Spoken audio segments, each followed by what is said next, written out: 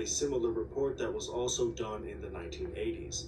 Missing Juanita Estevez, now age 16, last seen Yuba City, California, November 27, 1984. Call 800-843-5678. As you can see, right now, that give you the age and every fucking thing. They ain't give you shit. They just give you a picture and the name and the damn number. Like, that's all they said. They didn't tell me when was the person, when she was last seen or nothing. Come on now.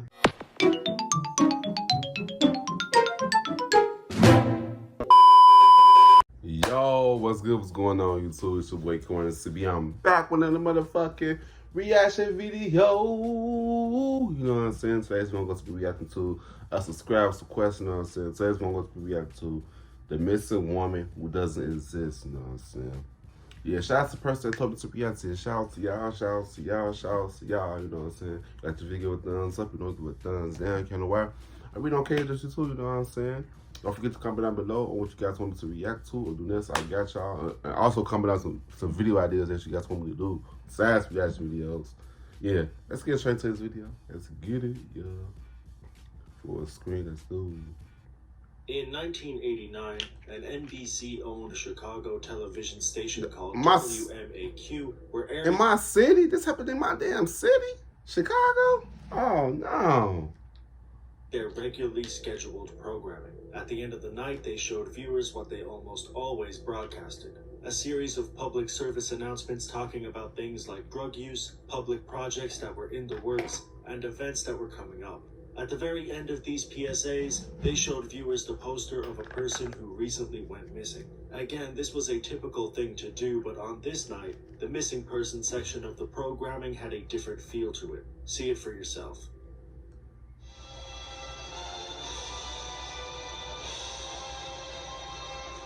And you wanna know what's so crazy though? They don't even care about the missing people no more, bro. They don't even report that shit no more on the news and shit. That shit, it's crazy how times change, bro. It's so many people that's missing and shit due to sex trafficking, abduction, maybe organ trafficking. It's so crazy though. If a lot of people that's still missing, it's been over 30-some years and they probably still haven't been found and shit. They so man, it's crazy, bro. It's crazy. Joanna Lopez. I know ain't one no black person. This picture eerily broadcasted until the next morning, and years later, it's still disturbing and confusing to the people who have seen it. The disturbing part is obvious. This picture is nothing like your typical missing person's photo. We can barely make out a It don't even look like a damn. That person look demonic as hell. The fuck? person at all, and the image shows us no discernible features whatsoever. Hell no. It's eerie to look at, and I can imagine seeing this image in the middle of the night with nothing but sharp static playing in the background. It's like would be a very demon looking eerie at you. experience.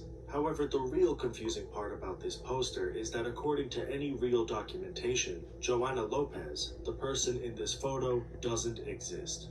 I don't mean that Joanna is a made-up entity. I simply mean that there is no proof that a person with this name was actually missing in Chicago in the late 80s. There are no missing reports, no news articles, and from what people have been gathering, there are no other reports about this missing case on any other television programs apart from WMA.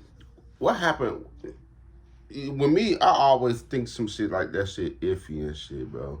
It's a reason why they did that. I know that the people who owns news company, they are the evil as fuck. They probably use that throw this out there because that's trying to cover some big shit that's happened behind closed door off. You know what I'm saying? They're trying to cover that shit. You know, the industry, they would do some shit like that. They'll make something real big to distract us from what's actually for what they actually got planned for behind closed doors. You know what I'm saying? I would have been iffy about this shit, bro. This bitch don't look creepy. That person, they don't look creepy.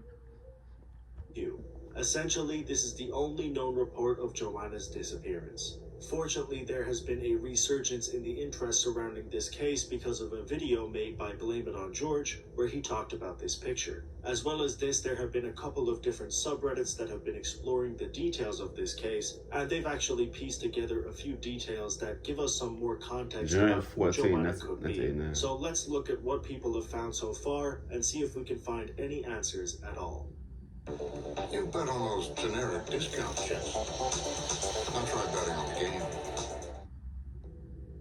Firstly, let's look at the actual poster. All we have is a name, a number, and a photograph that shows us a person who isn't recognizable in the slightest. The first important piece of info is the number. A user over on Reddit found the listing to this number, and it leads us to the youth division of the Chicago Police Department. This is actually an important detail because it tells us that Joanna was almost definitely under the age of 18 when this poster was aired. Another piece of information that supports that theory is the YouTube channel that posted the original video. It's called the Museum of Classic Chicago Television, and it's the page that archived this report. In the description of the video, they explain what the PSAs are, and right at the end, they briefly describe the photo as Missing Child Alert Slide, Joanna Lopez. So Joanna was, by the channel standards, a child, but her specific age wasn't actually given. As you can easily tell, no other information about Joanna was given, and this is not common. If you look at any other slides, you can notice a stark difference in the way that they usually convey this type of information.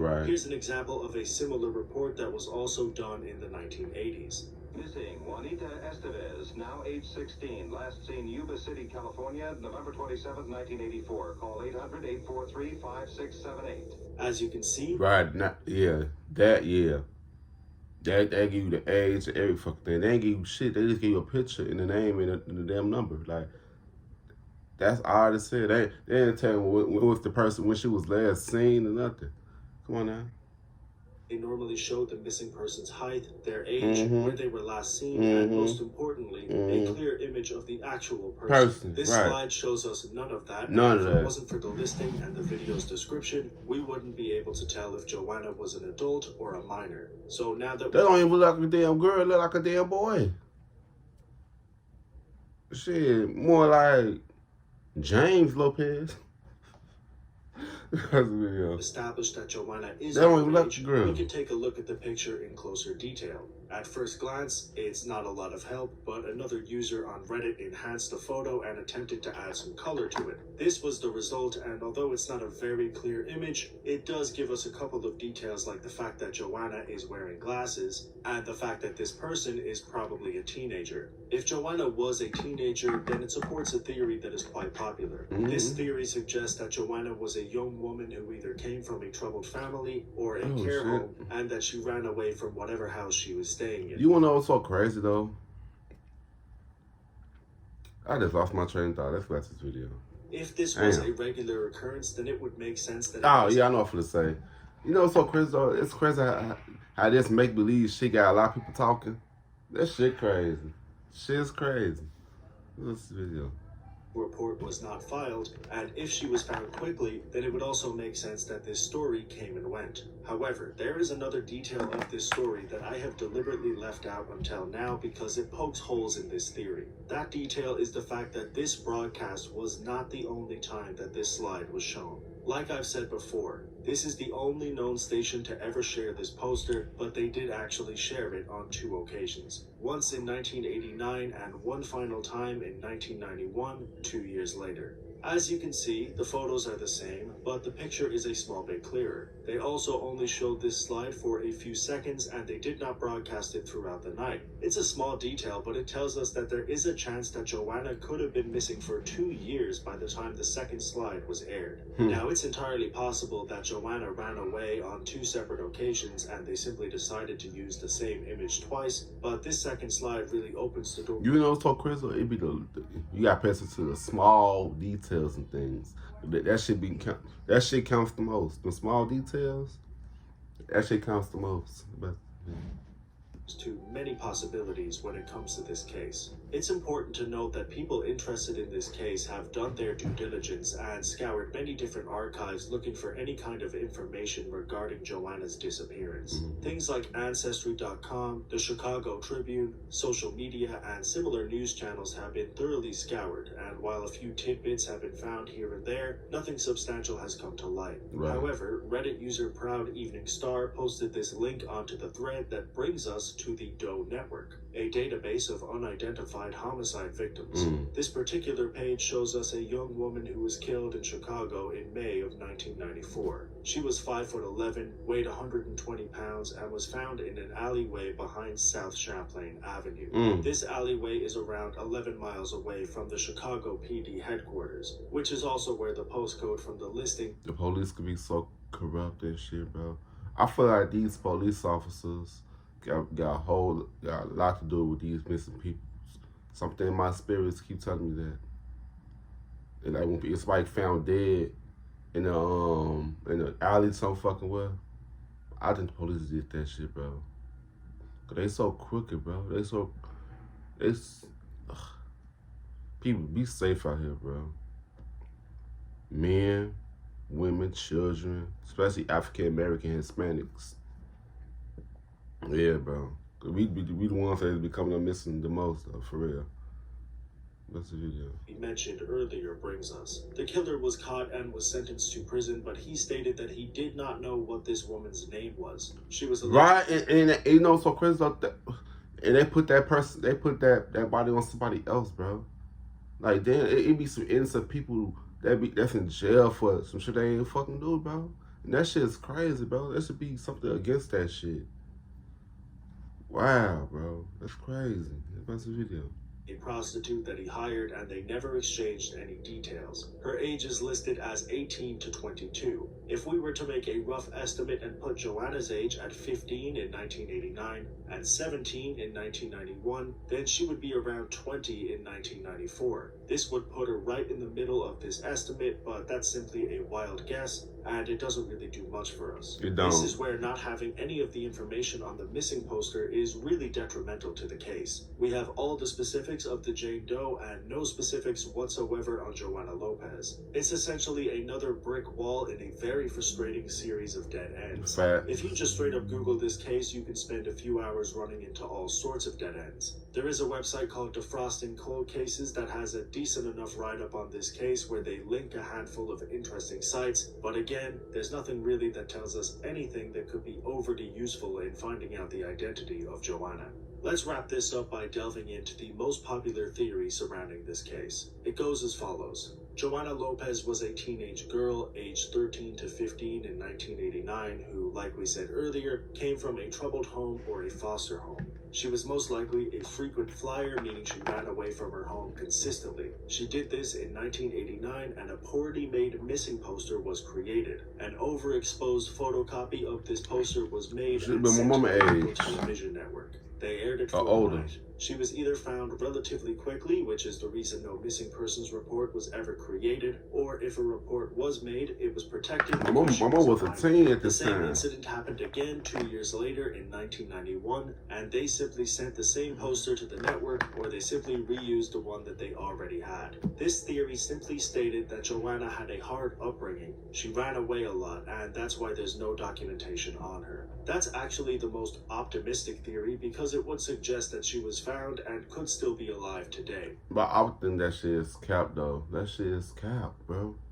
You know, that would make some shit sound so believable, but it don't be fucking believable. You gotta dig deep into shit. I'm the type of motherfucker that dig deep into shit. I just don't hit one shit and go with it. Nah, it's something deeper than that. Or is it, man, y'all don't, you can't lie to me. God, I will eventually find out. I'm Detective CB. I suppose the most fortunate thing about having such little information is that there also isn't an obituary report that correlates with this case. Exactly. All in all, this theory is much more positive than the alternative. One last thing I want to say is that this is the internet, believe it or not, and 1989 was not 100 years ago. Mm-hmm. So if you're watching this video now and you happen to live in Chicago almost 40 in the years late ago. 80s or the early 90s, and you knew a Joanna who wore glasses, ask them about this picture. Even if their name isn't Joanna, just ask around around your old friends, see if we can get any answers. That would be great. You should probably give them some context first, because if you just send them this picture with no explanation, I'm gonna ask my they uncles would and probably- them, and my mom and them. Seriously though, like I said, share this image around, see if we can try and find some answers, and finally put the Joanna Lopez case to bed. Thank you for watching. I will see you in the next video. Man, this shit is crazy.